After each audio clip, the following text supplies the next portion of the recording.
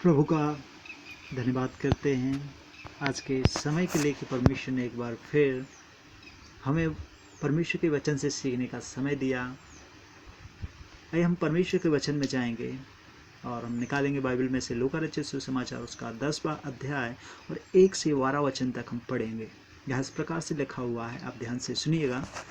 और इन बातों के बाद प्रभु ने 70 और मनुष्य नियुक्त किए और जिस जिस नगर और जगह को वह आप जाना पर था वहाँ दो दो करके अपने आगे भेजा। और उसने उनसे कहा, पके खेत बहुत हैं परंतु मजदूर थोड़े हैं, इसलिए खेत के स्वामी से विनती करो कि वह अपने खेत काटने को मजदूर भेज दे। जाओ, खेत में तुम्हें भेड़ों की नाई भेड़ियों के बीच भेजता हूँ, इसलिए ना बटुआ ना झोली ना जूता लो और ना मार्ग में किसी को नमस्कार करो। जिस किसी घर में जाओ पहले कहो कि इस घर पर कल्याण हो। यदि वह कोई कल्याण के योग्य होगा तो तुम्हारा कल्याण उस पर ठहरेगा, नहीं तो तुम्हारे पास वापस लौट आएगा। उसी घर में रहो और जो कुछ उनसे मिले वही खाओ पियो, क्योंकि मजदूर को अपनी मजदूरी मिलनी चाहिए। घर घर ना फिरना। और जिस नगर में जाओ और वहाँ के लोग तुम्हें उतारें तो कुछ तुम्हारे सामने रखा जाए वही खाओ। वहाँ के बीमारों को चंगा करो और उनसे कहो कि परमेश्वर का राज तुम्हारे निकट आ पहुँचा है। परंतु जिस नगर में जाओ और वहाँ के लोग तुम्हें ग्रहण ना करें तो उनके बाजारों में जाकर कहो कि तुम्हारे नगर की धूल भी जो हमारे पाँव में लगी है हम तुम्हारे सामने झाड़ देते हैं। तो भी यह जान लो कि परमेश्वर का राज्य तुम्हारे निकट आ पहुँचा है। मैं तुझसे कहता हूँ उस दिन उस नगर की दशा सदोम की दशा सहने योग्य होगी। हालेलुया। सच में परमेश्वर का धन्यवाद करते हैं इस वचन के लिए। लूका 10:1-12 में बहुत सी बातें लिखी हुई हैं। यहाँ अपने चेलों को प्रभु यीशु मसीह बताते हैं, सेवकाई के लिए भेजते हैं। 70 चेलों को चुनते हैं, उन्हें सेवकाई के लिए पहुंचाते हैं कि जहाँ पर यीशु मसीह को जाना था उसके पहले दो दो करके अपने शिष्यों को वहाँ पर भेजते हैं। आज हमारा और आपका और संसार में जितने मसीही भाई बहन माता पिता उनका जीवन का उद्देश्य क्या है? यीशु मसीह ने हमें क्यों बुलाया है? लोगों से एक प्रश्न पूछा जाए, वह प्रश्न बड़ा सरल और साधारण और सामान्य सा है। वह प्रश्न है, अपने जीवन में वास्तव में हम क्या कर रहे हैं? बहुत से लोग हैं कहेंगे, कुछ लोग कहेंगे रोटी कमा रहे हैं, कोई कहेंगे हम खुशी से जी रहे हैं, कोई कहेंगे समय व्यतीत कर रहे हैं, कोई कहेंगे हम नौकरी ढूंढ रहे हैं, कोई कहेंगे हम पैसे कमा रहे हैं। किसी न किसी का जवाब कुछ ना कुछ है। कोई कहेगा बच्चों को पाल रहे हैं, कोई कहेंगे सुख सुविधा और संपन्नता से भरा हुआ हमारा जीवन है, हम अच्छे से जी रहे हैं। किसी ने कहा बहुत बड़ा नाम कमाना चाहते हैं। लोगों की कहा दिमाग है, क्या सोचते हैं? वो सोचते हैं कि बस हम संसार में इसीलिए आए हैं।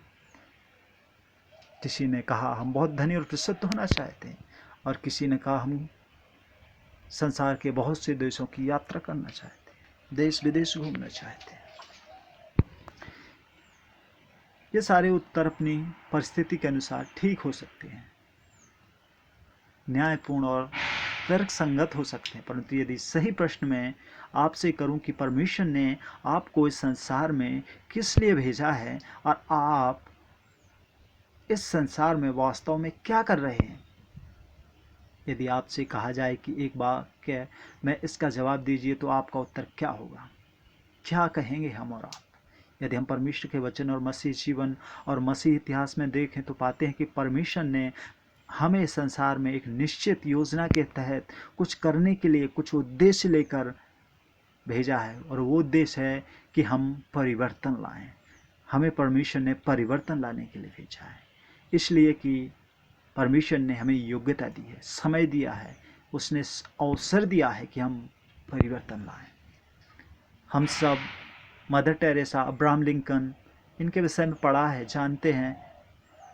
जब ये लोग जिंदा थे उस समय भी 12 महीने होते थे, 30 दिन होते थे, 24 घंटे होते थे, 60 मिनट होते थे। वही वर्ष आज हमारे पास है, वही महीना हमारे पास है, वही दिन हमारे पास है, वही घंटा हमारे पास है, हर एक पल हम सबके पास वही है। अब्राहम लिंकन क्यों थे, मदर टेरेसा और मैं इतने, और तुम क्या हो? अब्राहम लिंकन, मदर टेरेसा उस समय क्या थे और हम क्या हैं? वो भी तो आदमी थे, वो भी मनुष्य थे। इस संसार में वो भी थे, वो कोई आसमान से उतरे फरिश्ते या बोले तो कोई स्वर्गदूत नहीं थे। वो भी एक साधारण इंसान थे। उस समय भी दिन रात होता था, उस समय भी 12 घंटे होते थे, उस समय भी 60 मिनट होते थे, उस समय भी जैसा माहौल वातावरण आज है वैसा उस समय भी था। और जो बात है वह यह है कि वे जानते थे कि उन्हें संसार में परिवर्तन लाने के लिए भेजा गया था। निरंतर इस बात का एहसास उनके जीवन में, उनकी अंतरात्मा में बना रहता था कि हमें परमेश्वर ने, हमें यीशु मसीह ने संसार में परिवर्तन लाने के लिए भेजा है। परमेश्वर चाहता है कि परिवर्तन, इस संसार में परिवर्तन आए। जैसे हम लूका रचित सुसमाचार में पढ़े हैं, उसका 10 अध्याय और 1 से 12 वचन तक, तो वहाँ पर प्रभु यीशु मसीह ने 70 चेलों को नियुक्त किया और उनके लिए एक योजना बनाई कि 2-2 की जोड़ी में उनको विभिन्न स्थानों में, अलग अलग गांवों में, अलग अलग क्षेत्र में भेजें। कौन सा सामान साथ लेना है, कौन सा उन्हें नहीं लेना है, किस विषय में उन्हें विषय में बहुत से स्पष्ट आदेश दिए। और 9वें आयत में लिखा हुआ है कि यीशु ने उनसे कहा, वहाँ के बीमारों को चंगा करो और उनसे कहो कि परमेश्वर का राज तुम्हारे निकट आ पहुँचा है। इसके बाद उनसे कहो कि जो तुम्हारी सुनता है वह मेरी सुनता है, और जो तुझे तुच्छ जानता है वह मुझे तुच्छ जानता है, और जो मुझे तुच्छ जानता है वह मेरे भेजने वाले को तुच्छ जानता है। इन लोगों को प्रभु यीशु मसीह ने भेजा, और न सिर्फ इन लोगों को भेजा बल्कि दोबारा चेले भेजे गए, तीसरी बार भेजे गए। प्रभु यीशु मसीह मृतकों में से जीवित हुए, और अंतिम आज्ञा जिसको हमें महानतम आदेश कहती है, मत्ती रचित सुसमाचार उसके 28वां अध्याय और 18 और 20 में मिलती है। वहाँ इस प्रकार से लिखा हुआ है, बाइबल में खोलेंगे और पढ़ेंगे, जाओ और जाकर सारे जगत के लोगों को चेले बनाओ और उन्हें पिता, पुत्र और पवित्र आत्मा के नाम से बपतिस्मा दो, और उन्हें वे सारी बातें मानना सिखाओ जो मैंने तुम्हें सिखाई हैं, और देखो जगत के अंत तक मैं तुम्हारे साथ रहूँगा। लूका रचित सुसमाचार के 10वें अध्याय में हम पाते हैं कि इन चेलों की सेवकाई का परिणाम क्या हुआ। 17वीं आयत में लिखा है कि वे 70 आनंद से फिर आकर कहने लगे कि हे प्रभु, तेरे नाम से हमने दुष्टात्माएं निकाली, वे हमारे बस में हैं।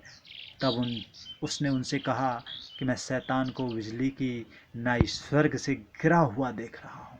यीशु ने चेलों को एक निश्चित योजना बताई, एक कार्यक्रम दिया, एक रास्ता बताया, और उन्हें क्या करना है। यदि लोग उन्हें स्वीकार करें तो क्या करना है, यदि लोग उन्हें तिरस्कार करें तो क्या करना है। यीशु ने उन्हें सब कुछ बता दिया। तब वे आनंद से लौट आए, उस योजना को पूरा करके आए। प्रभु यीशु मसीह उनसे कहता है कि मैंने आकाश से शैतान को बिजली की नाई गिरते देखा। तुम्हारे प्रयासों से मैंने देखा कि किस प्रकार शैतान आकाश से नीचे गिर गया। उनके जीवन में यह परिणाम मिला।